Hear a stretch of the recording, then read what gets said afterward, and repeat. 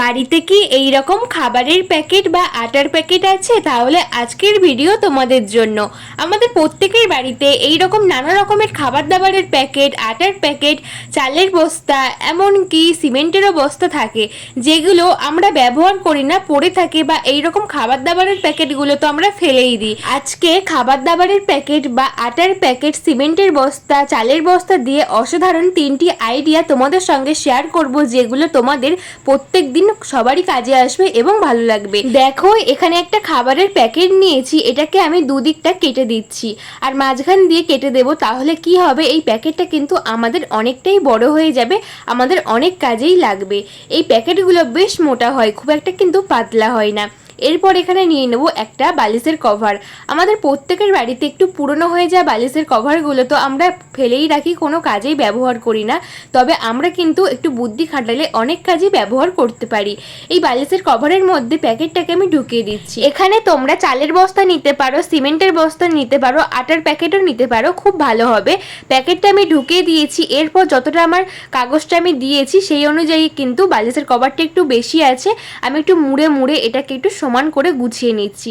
একটু ভিতর দিকে মুড়ে দিলে কিন্তু দেখতে সুন্দর লাগবে, এটা কিন্তু সমান সমান হবে। তো আমাদের জিনিসটা তৈরি হয়ে গেল। তোমরা চাইলে এই যে মুখটা খোলা আছে এই জায়গাটা ভালো করে সেলাই করে নিতে পারো।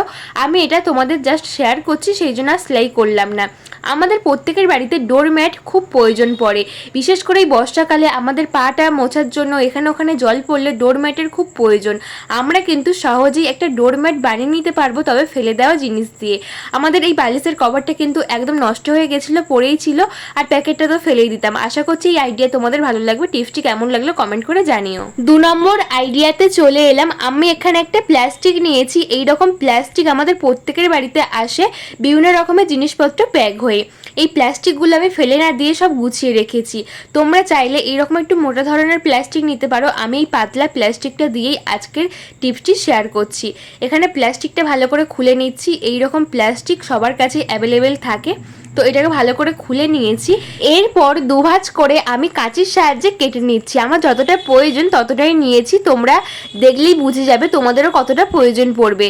আমি কাঁচির সাহায্যে কেটে নিয়ে দুভাঁজ করে নিয়েছি এইভাবে। তো এরপর এখানে লাগছে আমাদের টুকরো কাপড়। আমাদের প্রত্যেকের বাড়িতে দেখা যায় টুকরো টাকরা অনেক রকমের কাপড় থাকে, তবে এইটুকু কাপড় তো আমাদের কোথাও প্রয়োজন পড়ে না, তবে ফেলতেও মায়া লাগে, কারণ এগুলো এতটাই দেখতে সুন্দর হয় যে আমাদের ফেলতে ইচ্ছে করে না। আমরা ঘরের একটা কোণায় কিন্তু মুড়ে মারে রেখে দিই, তবে ফেলে না রেখে আমরা অনেক কাজে ব্যবহার করতে পারি।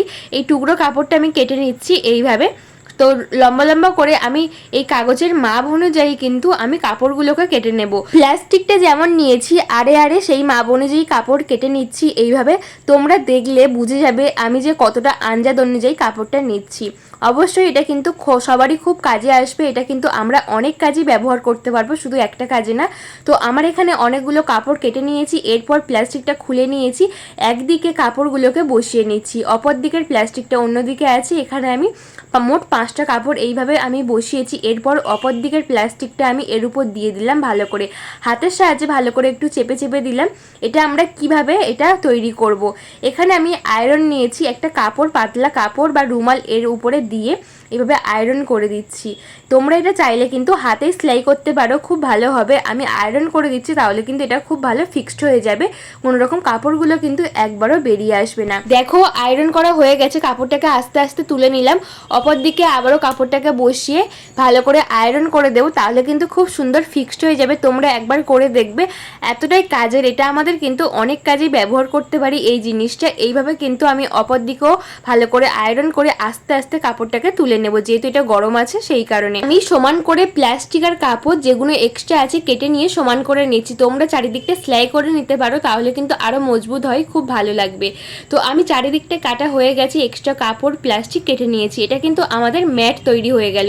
আমরা এটা টেবিলে পাততে পারি, এমনকি আমাদের ফ্রিজের মধ্যে অনেকে ম্যাট পেতে থাকে, ওখানেও কিন্তু ব্যবহার করতে পারি। চলো আমি এটাকে টেবিলে রেখে তোমাদেরকে দেখাচ্ছি।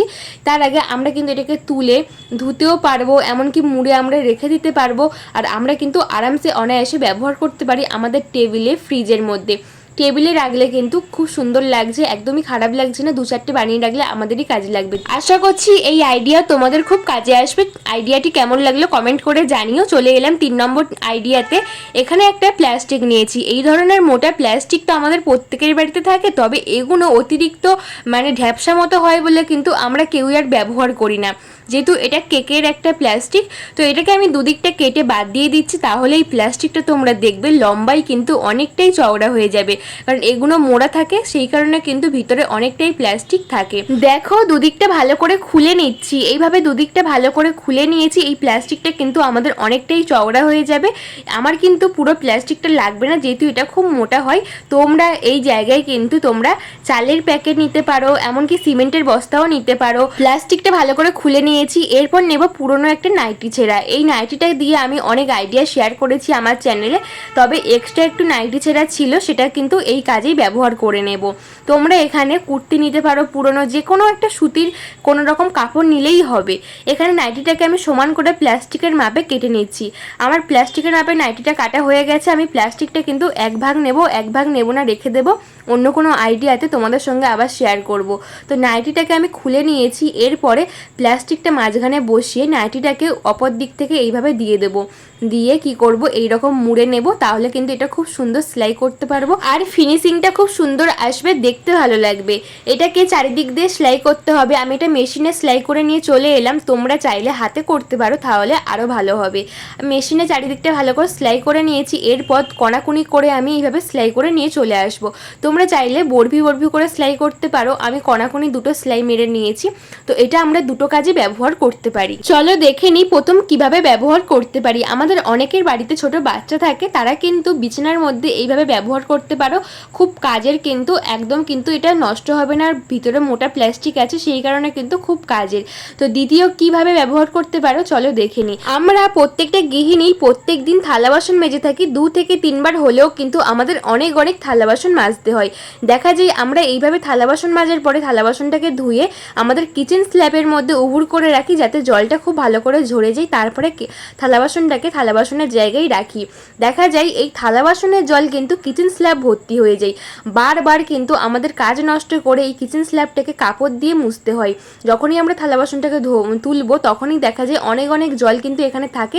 বারবার হাত দিয়ে পরিষ্কার করতে হয়, কাপড় দিয়ে মুছতে হয়। তো এত ঝামেলায় না গিয়ে আমরা ঘরেই কিন্তু এইরকম একটা বানিয়ে নিয়ে এই রকম কিচেন স্ল্যাবের মধ্যে পেতে রাখতে পারি। যখনই আমরা থালা বাসন মেজে থালা বাসনটাকে ধোবো, তখনই কিন্তু কাপড়ের মধ্যে আমরা যদি থালা বাসনটাকে রাখি, তাহলে কোনো রকম কিন্তু আমাদের কিচেন স্ল্যাবটাকে জল হবে না।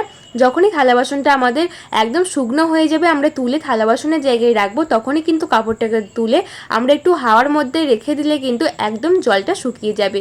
তারপরে আবার যখনই থালা বাসন মাজবো, তখনই কিন্তু এইভাবে ব্যবহার করতে পারি। আশা করছি বন্ধুরা এই টিপসটাও তোমাদের সবার খুব কাজে দেবে। আজকে আমার ছোট্ট রিকোয়েস্ট, আজকের আমার এই ভিডিও তোমরা কে কোথা থেকে দেখছো কমেন্ট করো, আমার খুব ভালো লাগবে।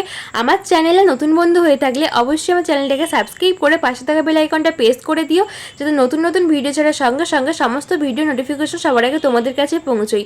আজকের আমার ভিডিও তোমাদের একটু ভালো লেগে থাকলে লাইক কমেন্ট শেয়ার করে আমার পাশে থেকো, আর বন্ধু বান্ধব সকলের কাছে প্রচুর পরিমাণে শেয়ার করে দিও, যাতে সবার খুব কাজে আসে। আজকের কোন ভিডিও তোমাদের সবচেয়ে বেশি ভালো লাগলো কমেন্ট করে জানিও। তোমাদের একটা কমেন্ট আমাকে আরও বেশি মোটিভেট করে অন্য ভিডিও বানানোর জন্য। এইভাবে কিন্তু আমরা সংসারের কিছুটা টাকা সাশ্রয় করেও কিন্তু আমাদের সংসারের অনেক কাজে লাগাতে পারি। আশা করছি আজকের টিপসগুলো ভালো লেগেছে। সবাই ভালো থাকবে, দেখা হবে অন্য ভিডিওতে। টাটা সবাইকে, বাই বাই।